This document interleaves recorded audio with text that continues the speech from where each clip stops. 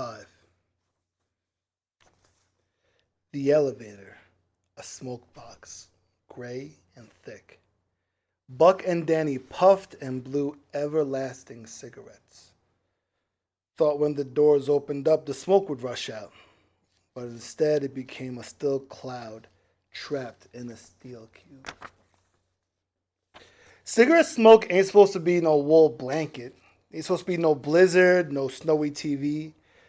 Smoke, like spirit, can be thick, but ain't supposed to be nothing solid enough to hold me.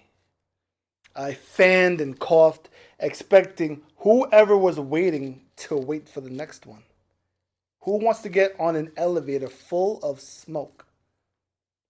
What if it wasn't really full of smoke? Still, who wants to get on an elevator with a kid bugging, swatting and choking on the invisible thick? They'd probably think what you're probably thinking right now. I took a step back to make room for the silhouette to move through the fog, to step in. Danny and Buck stood behind me, close enough to feel, but I felt no breath. 9:08 a.m., 22 seconds. Two large hands, the largest I'd ever seen, rushed through the cloud hard and fast, snatched a fistful of my shirt, yoking me by the neck, holding me there until the elevator door closed. Could barely breathe already, and could breathe less, and could see nothing behind this blanket of gray. Then, in one swift motion, the hands released me and slapped me into a headlock, the kind that Sean used to put me in, the kind that all little brothers hate. I could hear laughing like being held underwater by playful waves, crashing down on my head, laughing, laughing me under. How do you tell water ain't nothing funny about drowning? When I was finally let up, I looked for Buck, for Danny, for help. They moved to the corner, chuckling, blurry, puffing away. What the hell? I yelped, one hand on my neck, one hand on my untucked tail.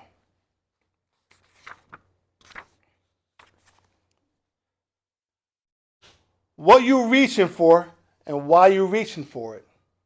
The asshole who tried to mash the apple in my neck into sauce taunted. Nephew, nephew, nephew, nephew, nephew, he chanted. After all this time, you ain't learned to fight back yet? There are so many pictures of Uncle Mark in our house, hanging on the wall, hanging on the block, posing with my father, his shorter, younger brother. Dressed blade sharp, suits, jewelry, cigarette tucked behind the ear, camera ready. Fly, like Sean, foreshadowing the flash.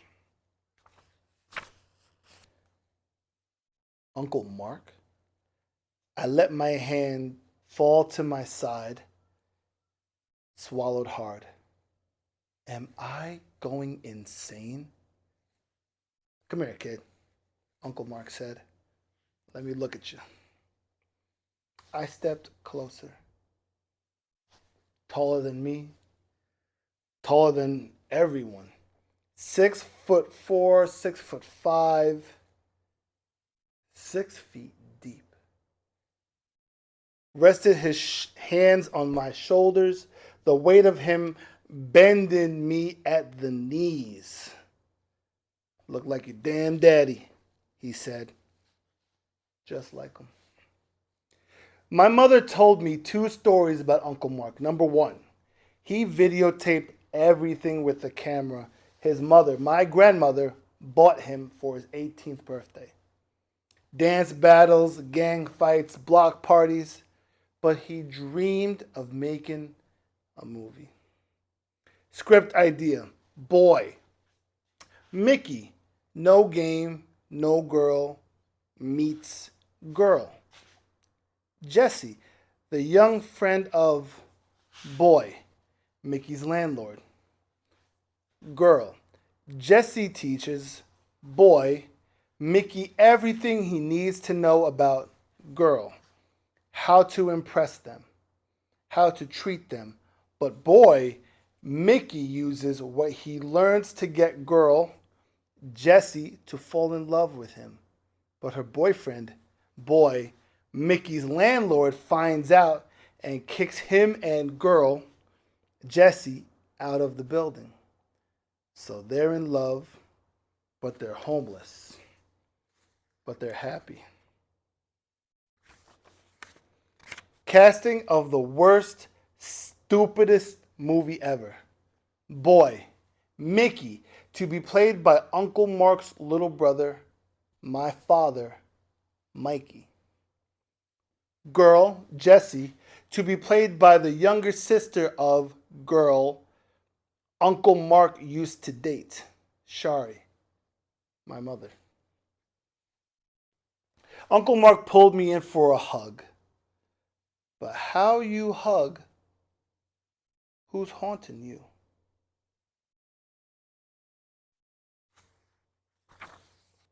And you know, it's weird to know a person you don't know. And at the same time, not know a person you know. You know? 9:08 a.m., 25 seconds. Why you here? I asked Uncle Mark, taking my turn, my time, looking him up and down. Sadness split his face like cold breeze on chapped lips after attempting to smile. I guess he expected me to be excited to see him. And I was, sorta, but still. With his hand, he brushed down the front of his shirt, smoothing out wrinkles, straightening himself out. Pants stopped just at the top of his dress shoes. Dress shoes tied in perfect bows, leather shiny, uncreased, like he ain't been walking. Brushed and brushed down his chest to his stomach, down his thighs, then squatting, dipped a finger in his mouth and scrubbed the toe of his shoe. A smudge not there. A better question, he said, eyes up at me, is why are you here? Random thought number 2. Always, always, always be skeptical of a person who answers a question by asking a question. Usually, usually, it's a setup. Anagram number 3. Cool equals loco.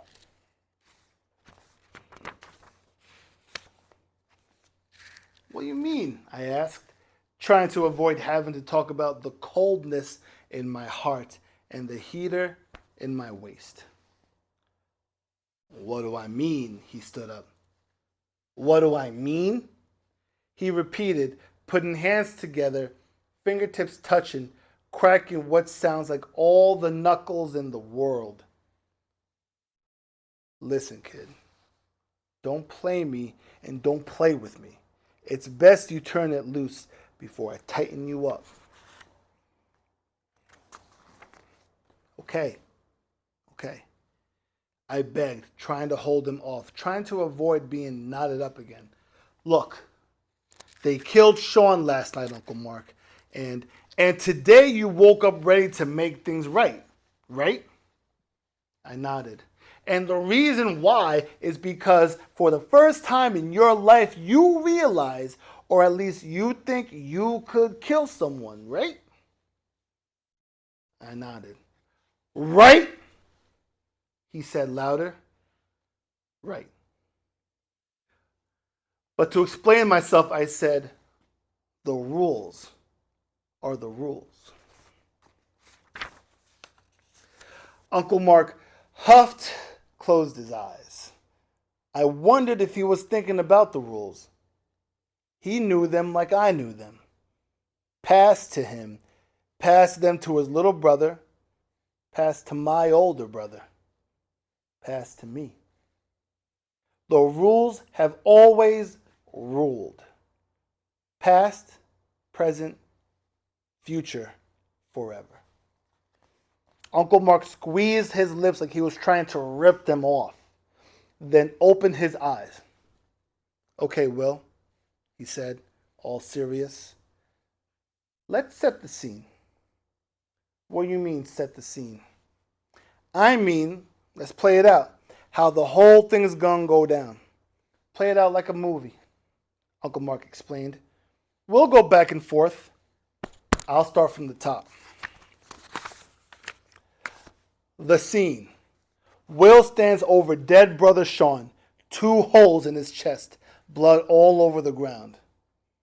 Will takes his mother inside. She cries. He looks for older brother's gun. Will finds the gun, lies down, and thinks about the rules. No crying, no snitching, and always get revenge. The next day, he decides to find who he knows killed his brother, a guy named Riggs. Will gets in the elevator, goes down to the lobby, walks outside past his brother's blood on the concrete.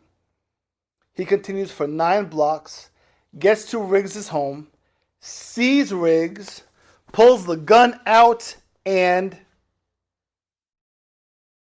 I got stuck. Couldn't say nothing else. Couldn't say it. Hoped Uncle Mark would say, cut.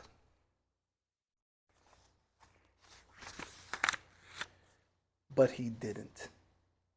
The scene continued. Go ahead, finish it. Up until that point, things were running smoothly. But this stupid last part got me caught up. Finish it! Uncle Mark demanded. Danny whimpered. Buck razzed.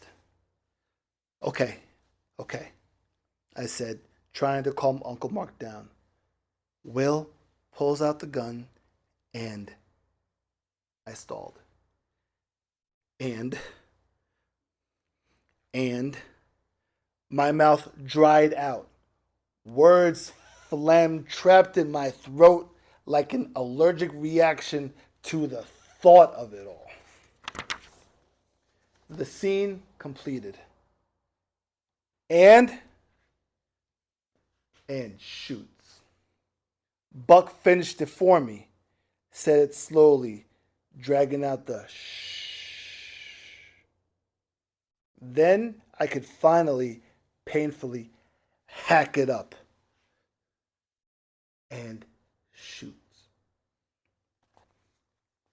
For the record, this movie would have been better than the stupid one he was trying to make when he was alive, that's for sure. Maybe not as happy, but definitely better. Story number 2 about Uncle Mark. Uncle Mark lost the camera his mother got him, the one he recorded dance battles and gang fights and block parties and the beginning of his corny ass movie on. Couldn't afford another one. Options. Could have asked Grandma again, but that would have been pointless.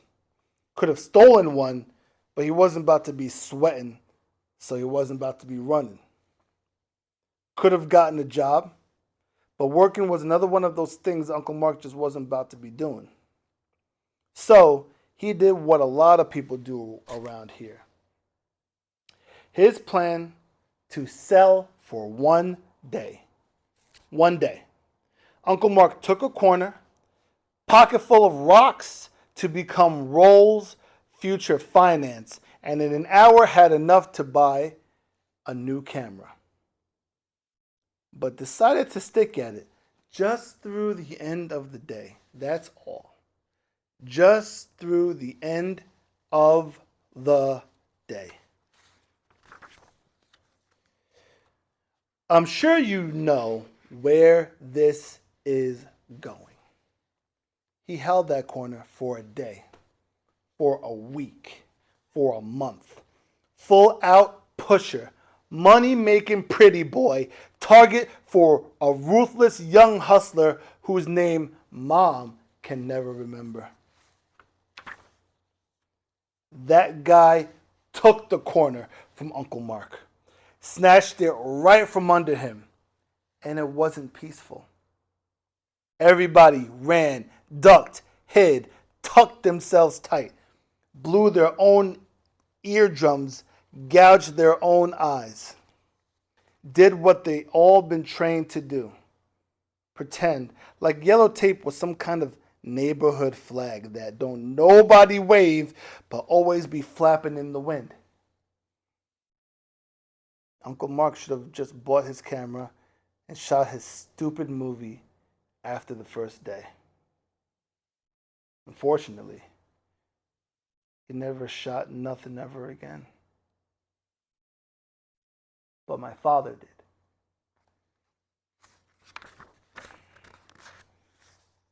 Anagram number 4. Cinema equals Iceman.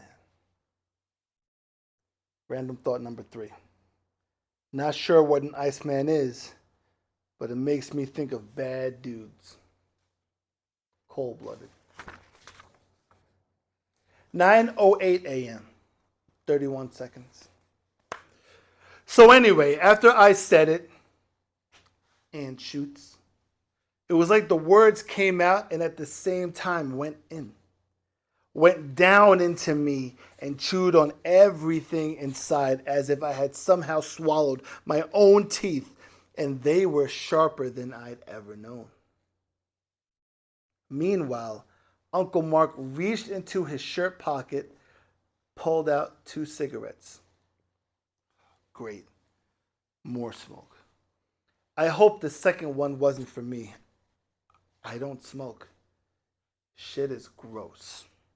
Plus, people who livin', who real like me, ain't allowed to smoke in elevators. And what happens next in this movie?